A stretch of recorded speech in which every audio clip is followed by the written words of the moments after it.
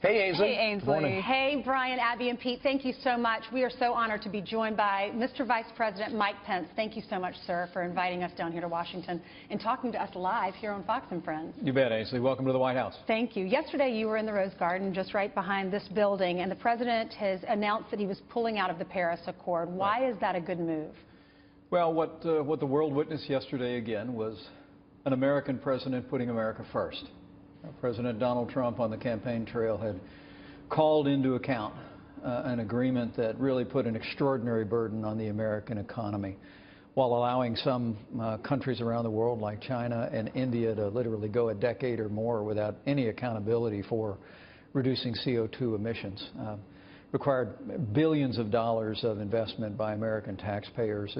In a very real sense, it was a transfer of wealth from the most powerful economy in the world to other countries around the planet. And yesterday, President Trump made it very clear that we're withdrawing from the Paris Accord.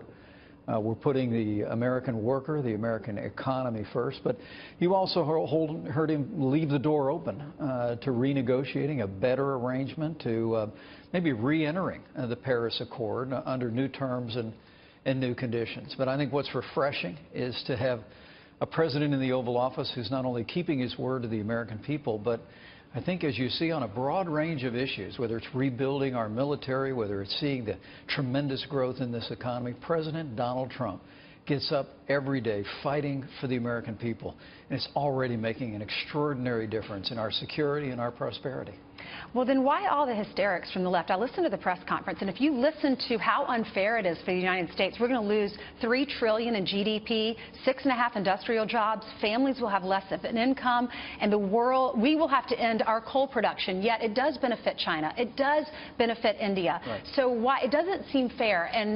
We saw Wilbur Ross, the Commerce Secretary, on our air with Neil Cavuto right after it, and he said this is not an agreement. This is making, we have to sacrifice, the United States does. So my question is, why did President Obama, why did his administration think this agreement was okay for America? Well, it's long been a goal of the liberal left in this country to advance a climate change agenda. You saw it back in the days of the Kyoto Protocol. President Bush actually submitted that to the Senate. It was rejected 95-0. We heard some of the same apocalyptic predictions when Kyoto was rejected, and yet from 2000 to 2014, because of American innovation and because of new technologies, we saw an 18% reduction in CO2 emissions in this country alone. So we've demonstrated real leadership, we've demonstrated real progress, but for some reason or another, this issue of climate change has emerged as a paramount issue for the left in this country and around the world. And through Kyoto, through President Obama's cap and trade agenda, and then in the last year of his administration, to have America saddled in an international agreement in the Paris Accord, I think put a real burden on our economy and on our people. It was a bad deal for America. And as the president said so memorably yesterday, he was elected to represent Pittsburgh, not Paris. Yeah. I just have to tell you, it is so refreshing to have a president who just stands without apology for the American people, for the American economy, and for America's interests in the world first. What was your reaction to what John Kerry said? He said more kids are going to get asthma this summer because we're pulling out of this agreement. Well, it's disappointing to hear the hot rhetoric, but I have to tell you, when we first met, I was the governor of a Midwestern state. And the truth of the matter is that American industry in the heartland and all across America depends on fossil fuels and coal-burning power plants. And what our companies have seen, what our families have seen, is rising electricity and the cost of utilities in this country. It's put a real burden. We've seen jobs leaving this country. And what President Trump said yesterday is we're going to develop the resources of this country in an environmentally responsible way. We're going to drive American growth and opportunity all across this nation. And we will lead in the world, not follow the world. And one of the things that I've been most amused by, and when I was in Europe in February representing the administration, and to see the president in that extraordinary trip from the Middle East to Europe last week, is To hear some people questioning decisions this administration is making, I see what's happening is the world is seeing that we have a president again who is embracing his role as leader of the free world. He's leading Europe back to a stronger commitment to counterterrorism. He's leading our NATO allies to live up to their commitments to our common defense.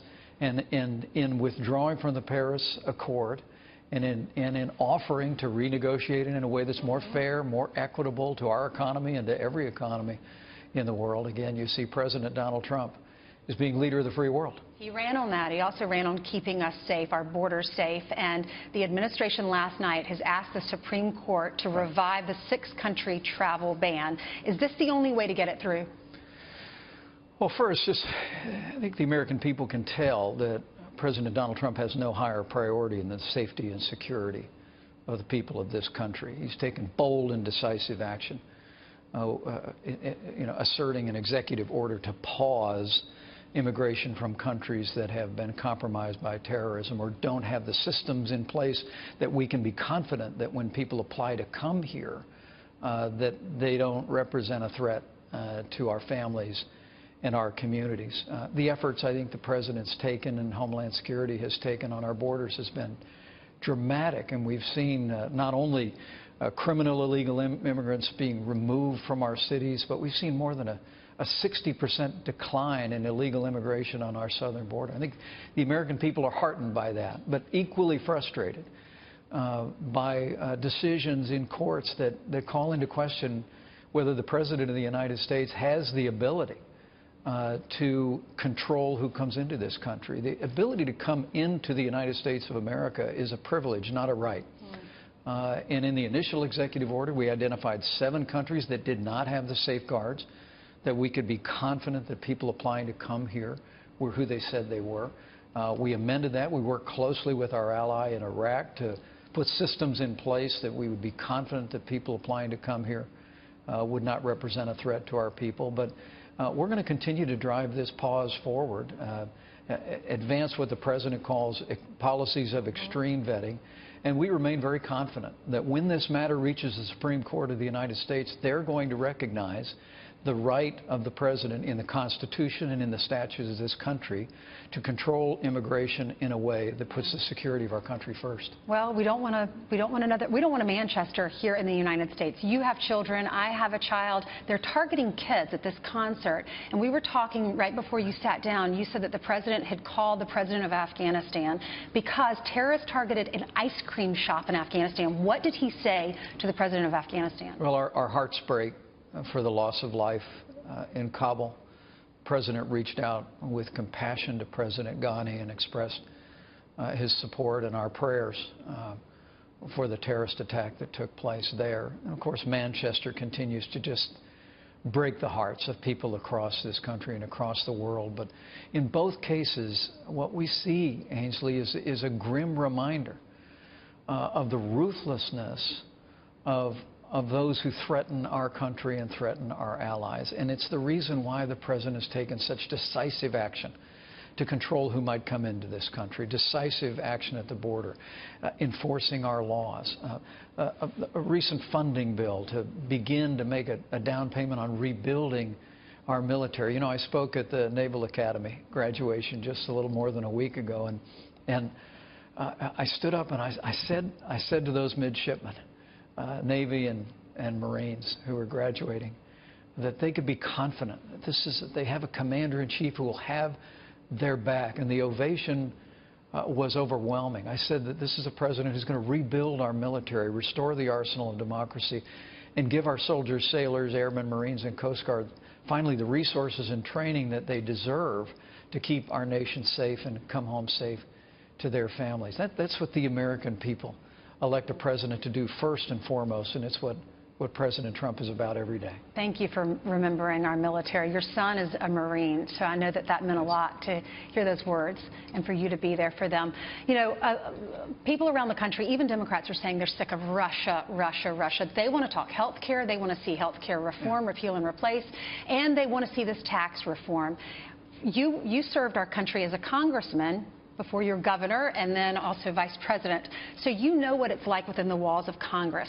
How are we going to get the Republicans to unite?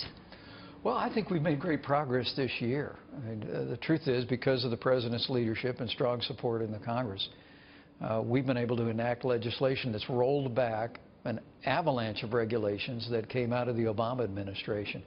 I mean, 14 different bills passed by the House and Senate, signed by the president, that have alleviated some $18 billion in costs of regulation on businesses. I mean, you saw the Dow close at a record level yesterday. You saw a payroll report that more than 250,000 new jobs were created in May, more than 1 million since Inauguration Day. I think that's all a result of the policies that the Congress has been sending to the president's desk, and he's been championing and advancing. But I also think it's a vote of confidence in this president's leadership and his ability to continue to move forward on repealing and replacing Obamacare and passing what we believe will be one of the largest tax cuts in American history. And despite whatever the rest of the media across the country might be focused on any given day, I will tell you, we're very encouraged by the progress that the Senate is making to do its part to repeal and replace Obamacare. We're very encouraged by the progress that's being made on tax reform. The president is calling on the Congress this year to do an infrastructure bill to rebuild America's roads and bridges and airports in a way that will reflect the most powerful economy in the world. So whatever it is that Washington's focused on at any given time, I promise you, President Donald Trump and this Congress are going to stay focused on delivering on the promises made to the American people, and you can see it's already making a difference. What is your message to the media?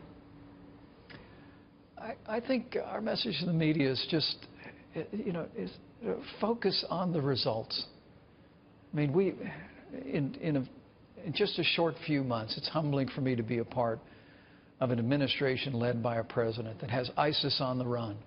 We're driving ISIS out of Iraq. It literally overrun our ally in Iraq, and we're on the verge of not only driving them out of Mosul, but driving them out of Iraq, and we'll drive them out of existence. We see border integrity reestablished, recent legislation that provided resources to reinforce our borders. We're taking dangerous illegal immigrants off of our streets. Law enforcement personnel at every level are standing tall. We see an economy that's more confident today than it's literally been in some measures in decades. We see companies investing in America, creating jobs in America, that we're actually making plans to build factories and create jobs outside this country. And we see a Supreme Court of the United States and a new justice to the Supreme Court of the United States who will keep faith with the God-given liberties that are enshrined in our Constitution. You look at those are all promises made and promises kept by President Donald Trump, and the results speak for themselves. And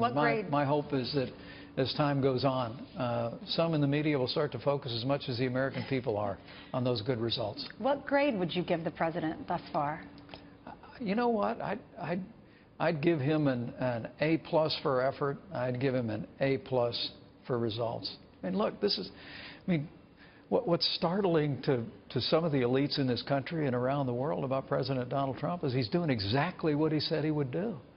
But to know him is to know that President Donald Trump is a man of his word. I mean, literally, he gets up every day and turns his face like flint against the wind and says, what are we going to do today to make America safe again, to make America prosperous again, to make America great again? And it's the greatest honor of my life to be Vice President to President Donald Trump. That's wonderful. We asked viewers to write in their questions. I'm going to read a few of them. Phil says, what is the status of the wall, and when will it be completed? Well, we're very pleased that in the short-term funding bill that was just passed, the President insisted on $1.5 billion to continue to reinforce our borders, and we're absolutely committed to build a wall. And when the next round, the full year funding bill comes, you can expect that President Trump, our entire administration, are going to work closely with members of Congress. We're going to get the funding, and we're going to build the wall. Gil wants to know, are more campaign-style rallies in the future for yourself and for President Trump? Well, I expect so. I'm looking forward to being on the road this weekend and We were out in Montana just a couple of short weeks ago, and Georgia will be next up with a special election, and I think we'll be headed down that way as well. But you know, what the president's focused on is governing. What President Trump is focused on is moving the agenda that you see advancing so forcefully in Washington, D.C., and advancing the principles of America first on the world stage. But we'll continue to take time to be out to support our political team.